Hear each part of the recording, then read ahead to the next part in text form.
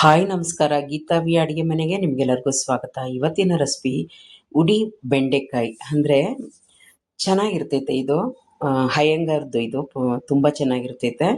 ಬನ್ನಿ ಯಾವ ರೀತಿ ಮಾಡೋದಂತ ಹೇಳಿ ನೋಡ್ಕೊಂಡು ಬರೋಣ. ಫಸ್ಟ್ ಟೈಮ್ ನನ್ನ ವಿಡಿಯೋ ನೋಡ್ತಿದ್ರೆ ಪ್ಲೀಸ್ ಸಬ್ಸ್ಕ್ರೈಬ್ ಆಗಿ, ಪಕ್ಕದೊಳಗಿರೋ ಬೆಲ್ ಬಟನ್ನ ಕ್ಲಿಕ್ ಮಾಡಿ. ಬನ್ನಿ.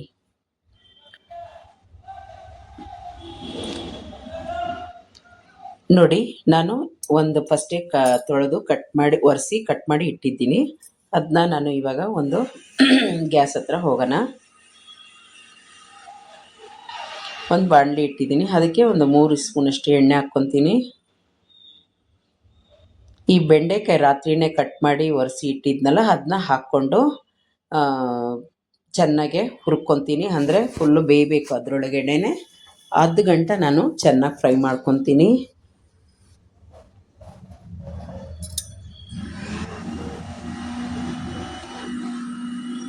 ಸ್ವಲ್ಪ ಅರಿಶಿನ ಪುಡಿ ಹಾಕ್ಕೊತೀನಿ, ಒಂದು ಚುಟಿಕೆ ಉಪ್ಪು ಹಾಕ್ಕೊತೀನಿ. ಹೆಚ್ಚಾಗಿ ಅಂಟಾಗಲ್ಲ, ಹಂಗಾಗಿ ನೋಡಿ ಚೆನ್ನಾಗಿ ಫ್ರೈ ಮಾಡ್ತೀನಿ. ಮಧ್ಯಮ ಉರಿಯೊಳಗೆ ಇಟ್ಕೊಂಡು ಫ್ರೈ ಮಾಡಿ. ನೋಡಿ ಚೆನ್ನಾಗಿ ಫ್ರೈ ಆಗಿದೆ, ಫುಲ್ ಬೆಂದಿದೆ. ನೋಡಿದರೆ ಗೊತ್ತಾಗ್ತೈತಲ್ಲ, ಒಂಚೂರು ಅಂಟಿಲ್ಲ, ಏನಿಲ್ಲ. ಆ ಉಪ್ಪು ಅರಿಶಿನ ಎಲ್ಲ ಚೆನ್ನಾಗಿ ಅಂಟ್ಕೊಂಡಿದೆ. ಈಗ ಒಂದು ಪಾತ್ರೆಗೆ ಇಟ್ಟು ಒಂದು ತಟ್ಟೆಗೆ ಹಾಕಿ ಒಂದು ಮಿಕ್ಸಿ ಜಾರ್ ತಗೊಂಡು ಅದಕ್ಕೆ ಒಂದು ಕಾಲು ಸ್ಪೂನಷ್ಟು, ಕಾಲು ಬಟ್ಲಷ್ಟು ನಾನು ಕಡಲೆ ಬೀಜ ಹಾಕ್ಕೊತೀನಿ. ಒಂದು 3-4 ಬೆಡಗೆ ಮೆಣಸು ಹಾಕ್ಕೊತೀನಿ. ಸ್ವಲ್ಪ ಹುಳ್ಸೆಹಣ್ಣು ಹಾಕ್ಕೊತೀನಿ. ಸ್ವಲ್ಪ ಜೀರಿಗೆ ಹಾಕ್ಕೊತೀನಿ, ಒಂದು ಕಾಲು ಸ್ಪೂನಷ್ಟು. ಇದನ್ನ ತರಿಯಾಗಿ ರುಬ್ಕೊಂಬರ್ತೀನಿ. ನೋಡಿದ್ರಲ್ಲ ಯಾವ ಥರ ರುಬ್ಕೊಂಬಂದಿದ್ದೀನಿ. ತಿರ್ಗಾ ಗ್ಯಾಸ್ ಹತ್ರ ಹೋಗಿ ಅದೇ ಬಾಣಲಿ ಇಡ್ತೀನಿ. ಅದಕ್ಕೆ ಒಂದು 3 ಸ್ಪೂನಷ್ಟು ಎಣ್ಣೆ ಹಾಕ್ಕೊತೀನಿ. ಅದಕ್ಕೆ ಅರ್ಧ ಸ್ಪೂನ್ ಸಾಸಿವೆ, ಸ್ವಲ್ಪ ಬೆಳ್ಳುಳ್ಳಿ ಸಣ್ಣ ಕಟ್ ಮಾಡ್ಕೊಂಡಿರೋದು ಅದು ಹಾಕ್ಕೊತೀನಿ. ಸ್ವಲ್ಪ ಕರಿಬೇವು ಹಾಕ್ಕೊತೀನಿ. ಒಂಚೂರು ಹಾಕ್ಕೊತೀನಿ. ನಿಮಗೆ ಬೇಕಂದರೆ ಬೆಳ್ಳುಳ್ಳಿ ಹಾಕಿಲ್ಲ ಅಂದರೆ ಬಿಡಿ, ಸ್ಕಿಪ್ ಮಾಡಿ.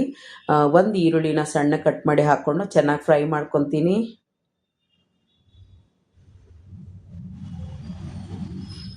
ನೋಡಿ ಚೆನ್ನಾಗಿ ಫ್ರೈ ಆಗಿದೆ.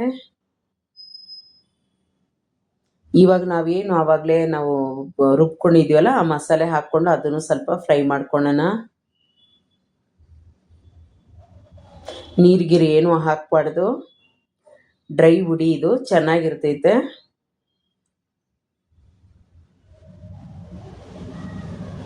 ನೋಡಿ ಇವಾಗ ನಾವು ಚೆನ್ನಾಗಿ ಫ್ರೈ ಆಗ್ಬಿಟ್ಮೇಲೆ ನಾವು ಆವಾಗಲೇ ಫ್ರೈ ಮಾಡಿದ್ದೀವಲ್ಲ ಬೆಂಡೆಕಾಯಿ, ಆ ಬೆಂಡೆಕಾಯಿ ಹಾಕ್ಕೊಂಡು ಅದು ಮಿಕ್ಸ್ ಮಾಡ್ಕೊಳ್ಳೋಣ ಚೆನ್ನಾಗೆ.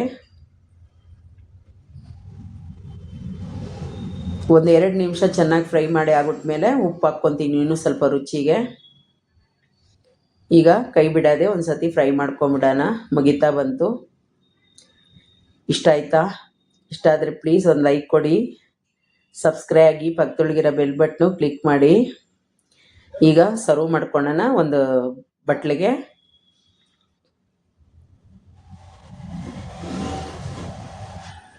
ನೋಡಿದ್ರಲ್ಲ ಯಾವ ಥರ ಮಾಡೋದಂತ. ಡ್ರೈ ಆಗಿದ್ರು ತುಂಬ ಚೆನ್ನಾಗಿರ್ತೈತೆ. ಚಪಾತಿಗೂ ಅಷ್ಟೇ ಮತ್ತು ಅನ್ನಕ್ಕೂ ಅಷ್ಟೇ. ಥ್ಯಾಂಕ್ ಯು ನನ್ನ ವಿಡಿಯೋ ನೋಡಿದ್ದಕ್ಕಾಗಿ. ಬಾಯ್.